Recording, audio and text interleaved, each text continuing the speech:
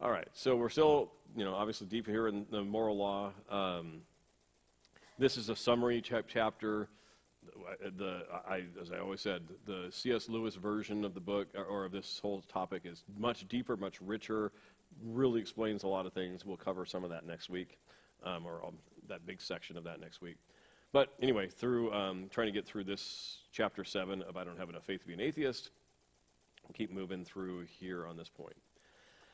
So absolute command versus relative culture. We'll just kind of compare and contrast. Again, trying to help us understand, is there truly this existence? Does it, remember the syllogism, right? Every law has a lawgiver. There really is a moral law, therefore there's a moral lawgiver. We're trying to figure out by evidential experience, understanding and exploration, is there really a moral law? Okay, so we're going to kind of compare an absolute commands or moral law versus a relative culture that applies things in a relative sense. We're dealing with differences between like what versus how. What would be, is there a moral law, and how is how people or societies or nations deal with things. Okay, so the what versus how confirms rather than denies the moral law, like treating strangers with kindness, right? Is it right or wrong? People would make this claim, well, treating, some people will treat strangers with kindness is part of a cultural thing, right, as opposed to a moral law. It's just, there's applicational differences here that we should explore. And I think this helps as we go a little bit further. The moral law is the claim is the moral law is absolute. How it's practiced by people and societies is relative. And we see the authors try to deal with this, like in the concept of right to life versus right to liberty. Okay, most people will say, there's, like right to life versus right to liberty. Well, these have some tensions. I have freedom. Why does this right trump that right? How can we distinguish between my right to make my own choices for myself versus you saying I don't have the right to do something with my own body or whatever else, the right to life versus right to liberty? There's got to be some, if these societal tensions and arguments and debates are going on, we've got to have something that helps to make the appeal. But it's not really a distinction in this, just like we looked at with dehumanizing people. What does, let's say, the right to abortion do with life in the womb? They dehumanize it, right? They call it a fetus, not a baby, right? They're doing everything they can through terminology and definitions and all of that to say, no, it doesn't have the right to life. If it had the right to live, then we wouldn't have our liberties to take its life away from it. So we're going to dehumanize it. We're going to call it a blastocyst or something, and we're going to call it an embryo, and we're going to call it all these things and make it claim, well, it's not yet life. If we define life at fertilization, then we have no right to take it. There is no liberty because it's life, and it's simply we recognize we don't. My liberty to, in this room again, we can go back to it. I stand up and say, I want the right to liberty. I want to have the right to do anything I want. Does that mean I can kill everybody in the room? Right? No, it doesn't, because the right to life trumps the right to liberty in that debate or in that disagreement about which one has the higher moral value. So the controversy is over which value holds the higher moral obligation. We don't deny a right to liberty. We deny that the right to liberty has the right to take someone else's right to life. Okay, which one has the higher moral obligation? Suppressing the moral law by improper interpretation doesn't invalidate the law. So we can use that debate for the moment. Okay, the debate is over when do we define the beginning of life. Okay, its application, but the moment we say it's alive, we recognize that the right to life has a higher moral standard. So we're not invalidating it. We're just debating over when it begins. Okay, it seems like the moral standard would say wherever there's a doubt, wherever there's a question, you move it as far back in the process as you possibly can, because we don't want to get this one wrong. I mean, everybody talks about, the death penalty and murders and all that kind of stuff, and, we want to make sure we get it right. We want to make sure we get it right. We don't want to execute somebody who's innocent. but then we'd have completely different standards when it comes to the unborn arguments that happen there. So people kind of differ, wrestle with this whole subject on the concept of absolute ends, means the values, and the relative means, how you get there, how it's applied. Okay? Helping the poor is a value. Everybody would say it's an obligation on a person or society to help the poor. The means of helping the poor reveals relative viewpoints on how it should be done, does it not? Traditional Democrat, Republican kind of approaches. Democrats are, we need to redistribute wealth, and Republicans are maybe more like, we need to increase opportunities. We think the end result, the moral value is we want to help bring people out of poverty. Okay? The approaches are different. The standard is the same. So in most of these moral debates, we're not arguing about the need for absolute moral standards to be observed. We're arguing about what's the best way to get it done. Okay? And there might be some moral implications of that. I think there are. Robbing from the rich and giving to the poor is maybe not the most moral thing to do. Helping the poor to become better at what, to get up out of those situations might be the more moral thing to do. It might be more God-honoring thing to do and human-honoring thing to do. But that's politics. We're talking about a single moral standard that exists regardless of how you would get there from a means. Yeah. Oh. Sorry.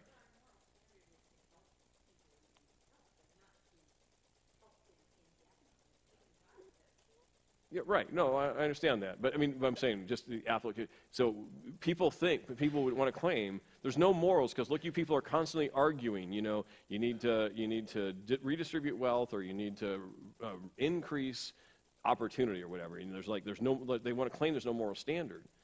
The point is there is a moral standard. There's different means of how it might be accomplished. Okay.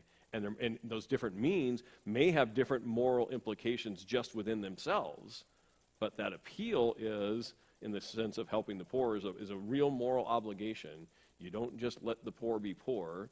You do something as a person individually, or you do something as a society to see if the poor can be, fed and clothed and helped in some capacity.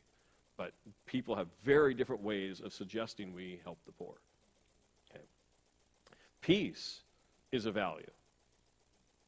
I think we all recognize peace is better than war, right? But how you achieve peace is obviously a very relative viewpoint. Some people say peace through passivity.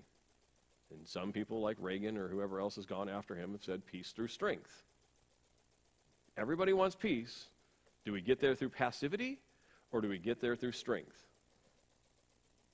Those are questions about application. The value, peace is better than war, is truly a value. Hope you see those distinctions, right? That's why we're trying to, as best as we can, make a distinction, because people oftentimes don't get down to the root. They just deal with surface level stuff, and they don't see that there's actually something that can be unified between the two views. The two views are, we want to help the poor. Republicans, I'm not trying to endorse whatever, just simply saying Republicans are, called, cold-hearted and mean-spirited and blah, blah, blah, blah, blah, because they don't want to just give money out, or well, they probably do anymore. But, there's this sense of, no, they're saying, no, we want to help, but you're not understanding how we want to help, right? It's difference in application. So, let's go back to this concept we opened with the Darwinists, what they have to say about their scientific claims. Let's look at what they have to say about their moral standards. Okay. Darwinists claim that only matter or materials exist. But material things don't have inherent moral standards, right? Your car in the driveway doesn't have a moral standard. Okay. Chemicals in a laboratory have no moral standards. Okay. They don't have any kind of that, but and they can offer, material things can offer no explanation or justification for objective morality. Material. So morality is not merely an instinct. We need to deal with this. And again, C.S. Lewis really, really deals with the concept that morality is not an instinct. We'll touch on it here. We'll get more depth on that next week when we start the C.S. Lewis stuff. And some of this is from C.S. Lewis, but morality is not merely just an instinct. So we have multiple competing instincts that must be arbitrated in between things. Okay? And so something in us, so for example, something in us tells us to ignore a stronger instinct in order to do something more noble for others, like laying down our lives in battle. Okay? So like C.S. Lewis talks about, let's talk about it this way. So you hear someone screaming in a dark alley as you're walking down the street at night. Your first instinct, not moral, your first instinct is, I hope that doesn't happen to me. Maybe I should run for my car. Maybe I should get out of here. This flight or fight kind of response, right? I better deal with this, and so that's it. But then something else that's weaker in you, but has a moral obligation says, I think I need to go help somebody. I need to get on the phone and call the police. I need to walk down the alley. I need to get my flashlight out. I need to get my trusty weapon out, whatever it is.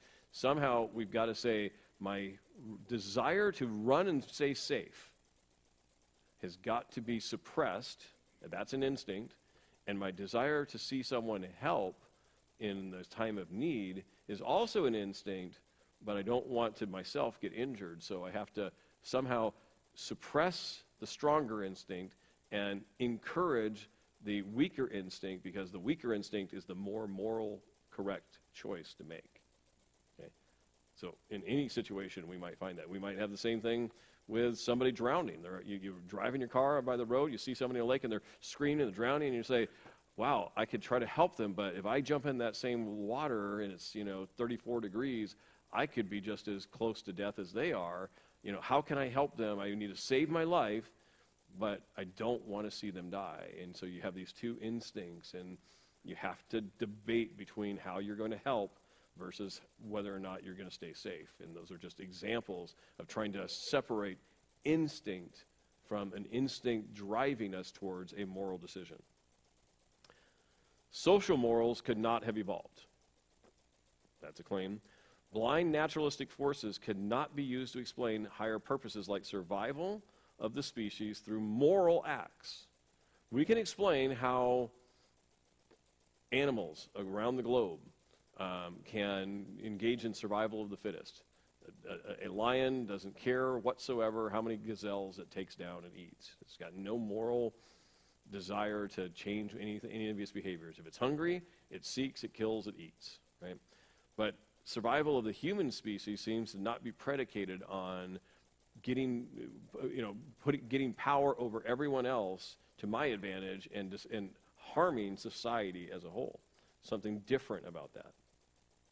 Darwinists assume survival is a good thing, but nothing can be objectively good without a moral law to tell you what's good versus bad. So anytime Darwinists claim, well, this is good for the species, this is good, this is how we're going to survive, they're assuming surviving is good. They're assuming that the actions, instinctive or otherwise, are good if it leads to the survival of the species. But why is it good? Why, and that also begs certain questions like, why do we care if the dodo bird is extinct?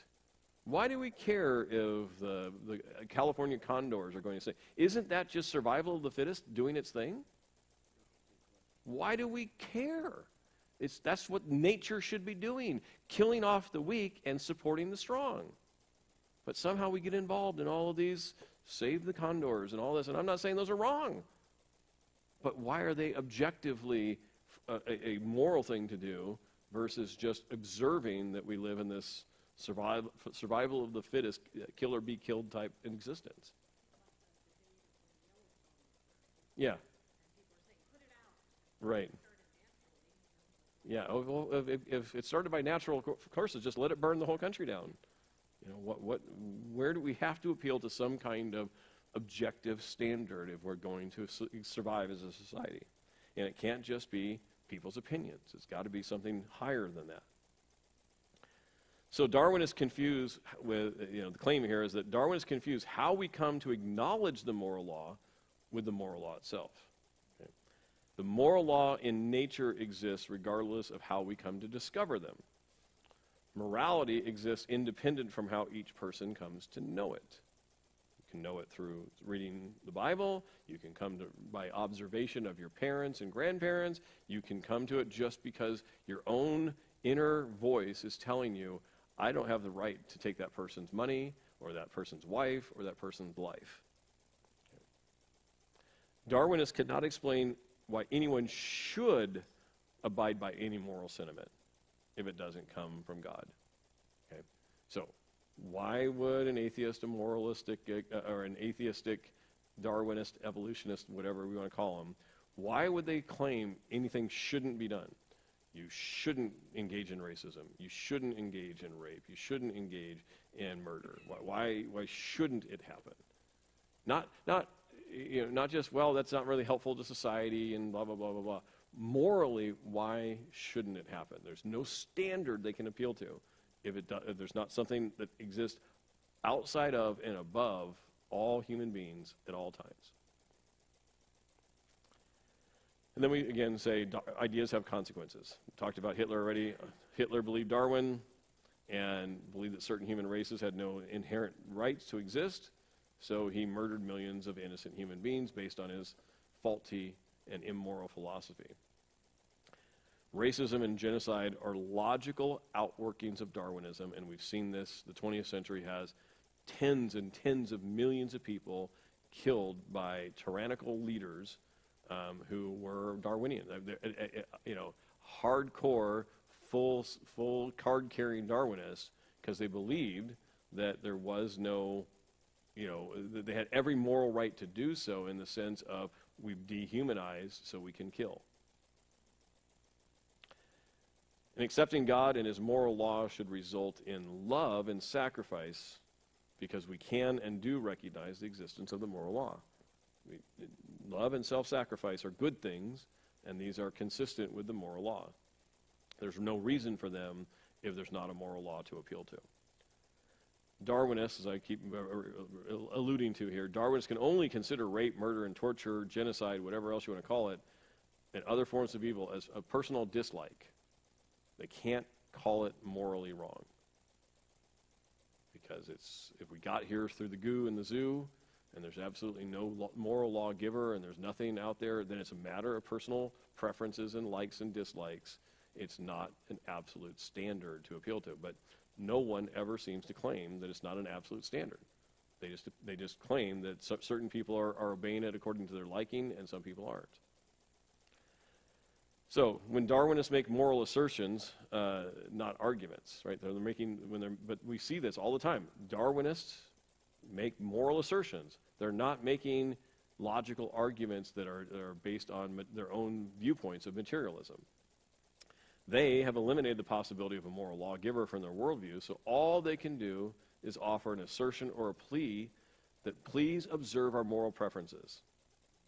That's all they can do is please obey it.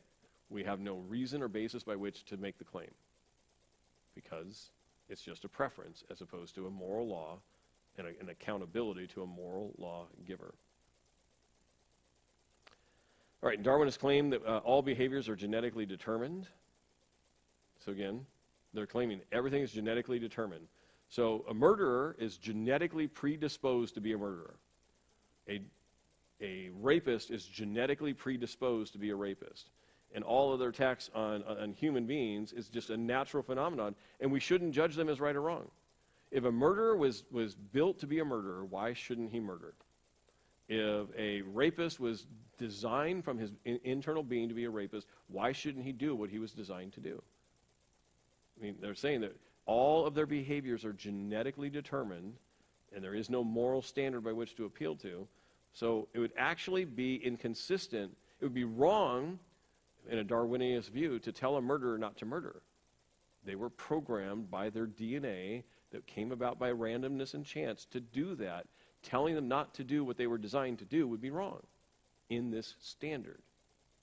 You see why we need to have a higher moral standard, not just an individualistic preference standard. But the assertion is consistent with their worldviews. I mean, that you're just doing what you were designed to do. In the final analysis, morality without a moral lawgiver is just another just so story, as we like to say. It's just so. Why should people obey a moral law? Well, just because we asked you to. There's no reason in the atheistic worldview to appeal to anything that someone should say, oh, I have an obligation to obey that, rather than I can choose to obey it or not. It's my preference. It is clearly unreasonable to believe that generally accepted moral principles arose from nothing, or as a preference that some people have. If they have no divine source, then they can and will change along with every other human preference. We'll get to a point where we start to advance ourselves through society where murder, rape, and torture, and child abuse, and all these things are considered good. I mean, that's the trajectory of society if we have ever-changing moral standards or applications of moral standards. Okay. Anybody have any thoughts or questions? Again, this is what I consider to be the first stage of the concept of the moral law. I think you'll really be blessed by seeing how C.S. Lewis really treats it next week. And he really just had a super sharp mind to deal with these kind of philosophical and logical processes. And so we'll look at that next week. But anybody have any thoughts, questions on this stuff tonight? I just think the fact that anybody can have their own truth Yeah. is an indication of how far we've Yeah, we are. and what's up is down and down is up Right. and all of that. And Yeah. another Woe to those who call evil good and good evil, right? That's Isaiah talks about that. absolutely going in the wrong direction. Right. Anybody else? If you want to stick around, I want to show like an 8-minute video. This is on, and I'm going to turn the stream off here in a moment, but this is basically, if you've eaten lunch or dinner or breakfast today, I want to show you what your body needs to do chemically for that to happen from a DNA perspective. Okay, so I'm going to go turn